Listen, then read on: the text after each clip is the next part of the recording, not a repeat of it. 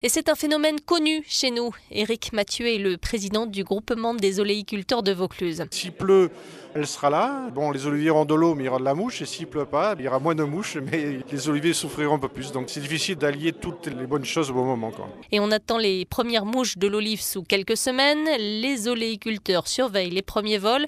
Comment les reconnaître? Les bases avec Jean-Marc Bourgeois, oléologue à Pernel-les-Fontaines. Elle est bien particulière. C'est une mouche qui a des points noirs au bout des ailes et elle a un thorax qui est jaune. Les femelles pondent 4 à 500 œufs en quelques jours, un œuf par olive. L'asticot se développe dans la pulpe et creuse une galerie. 4 ou 5 générations se succèdent l'été. Alors chez Jean-Marc Bourgeois, les pièges sont prêts. Il y en a qui mettent des pièges, ce sont des bouteilles d'eau qui sont transpercées.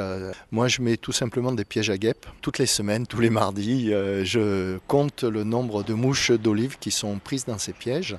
Et en fonction de ça, je fais un traitement ou pas. Prêt pour la riposte aussi, Michel Charvet, oléiculteur sur 9 hectares à Robion. On surveille, chaque hectare on a des plaques engluées, plus des phéromones, et tous les jours on surveille l'arrivée des vols et on essaie de passer avec un insecticide qui est autorisé en culture biologique. On essaie de se protéger avec ça, mais c'est des insecticides qui ont une durée de 24 heures, 48 heures maximum. Très utilisé, l'argile permet de repousser la mouche, précise Sébastien Laverge, technicien pour l'Afidol, l'interprofession de l'olive. C'est totalement inerte, donc il n'y a pas de risque pour l'applicateur. On pulvérise une solution avec 5% d'argile sur les arbres et ça a des propriétés quelque part répulsives. Au lieu de piquer chez vous, elle va aller piquer chez le voisin, quoi, voilà. Et ça marche, André Bonhomme l'a testé. Même en 2014, quand tout le monde n'avait pas d'olive que la mouche, moi j'ai eu une récolte normale, mais j'avais traité avec des argiles à cette époque-là. Cette fois, on n'en est qu'à la phase de test, associer les plantes pour éradiquer la mouche de l'olive.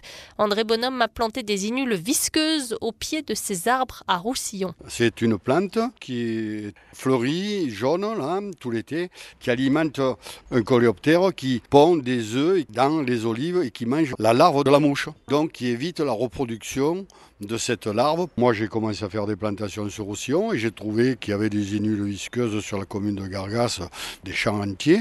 Et on va récolter cette année ces innules visqueuses pour essayer de les replanter en bordure des vergers. Autre atout de l'oléiculteur, une certaine fraîcheur.